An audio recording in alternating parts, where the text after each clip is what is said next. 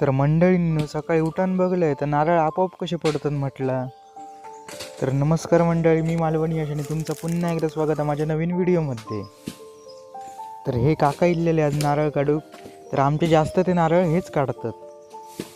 तर ह्यांका ना कोणती मशीन लागतात ना कोणता यंत्र, पायात सुतळ घातल्याने की ते माडावर चढतात. तर कोकणात खूप जण असे असत जे पायात सुतळ घालून माडावर चढतात. तर हेकाच खरो कोकणी माणूस म्हणतात. तर काकावरती चढले की वाऱ्याच्या वेगाने खाली नारळ टाकी होते. तर सगळे नारळ काढून झाले की मी ते एकटी करी होते. नारळ एकटी करून दुसरीकडे जायपर्यंत यांनी नारळ काढूक पण सुरुवात केलेली. तर माझे नारळ सगळे आता एकटी करून झालेले, तसे काकानं वाटणी करून घेतलेले. तर नारळाची वाटणी करताना सगळीकडे समान नारळ ठेवचे लागतात.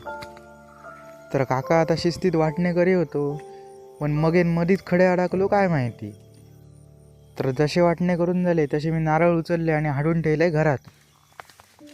तर जे आता रवलेले नारळ होते ते पण आईने ह्या पिशेत भरलेले. तर जसे आता नारळ भरून झालेले होते तसे आता नारळाचे पोळे एकटी केलेले, कशाक तर आगीसाठी गावतात म्हणान. तर चला तर मंडळी, भेटूयात पुढच्या व्हिडिओत. आणि व्हिडिओ आवडले असल्यास लाईक शेअर सबस्क्राईब नक्की करा.